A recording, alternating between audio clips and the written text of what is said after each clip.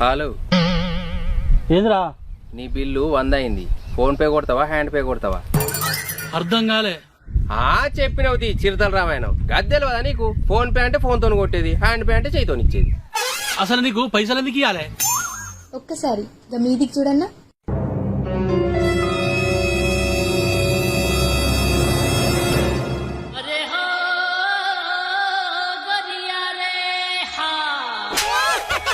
ఇప్పుడు ఇది చూడు.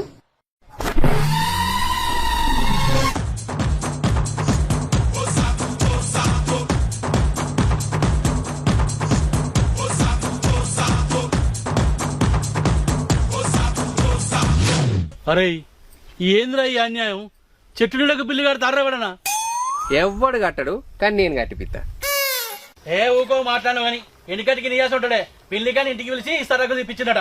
చెప్పినవుతి గాడిది మూత్రం అసలు సాత్రం. పైసలంటే గంతగడి ఎంత తమ్ముడికి చెట్టు నీడకు బిల్లు ఎత్తావా?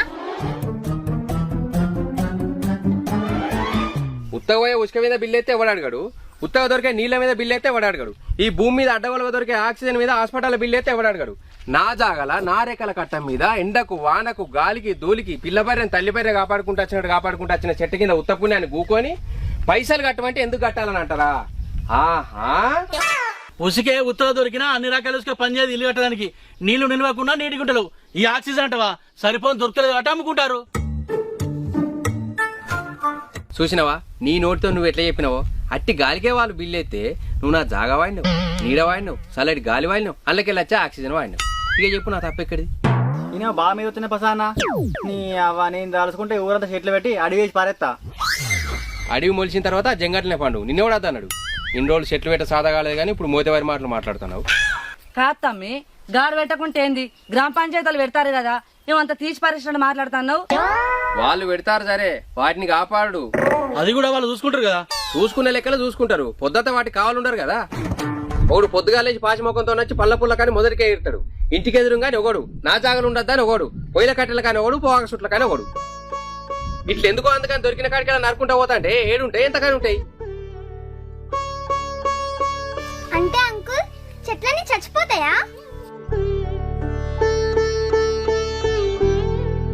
చచ్చిపోవు, సంపెత్తన్న మనమే. అప్పుడు మీరు మీ తర్వాత తరానికి ఒకప్పుడు భూమి మీద చెట్లు ఉండేటి అని చెప్పుకోవాల్సి వస్తుంది. రాను రాను ఆక్సిజన్ సిలిండర్లు ఈపుకు తలిగేసుకుని తిరగాల్సి వస్తుంది. కాదన్నా దీని అంతటి కారణం ఏమైనా రూబాబు చేతనైందే? నేను ఒక్కనే కాదని ప్రతి ఒక్కడు అనుకుంటాను కాబట్టి ఇవాళ నా చెట్టు కింద కూర్చోవాల్సి వచ్చింది. మీరు వయసు పోరనివి నలుగురికి అర్థమయ్యేటట్టు చెప్తావా, నలుగురు చేసిన తప్పుడు వెనకేసుకుంటావా?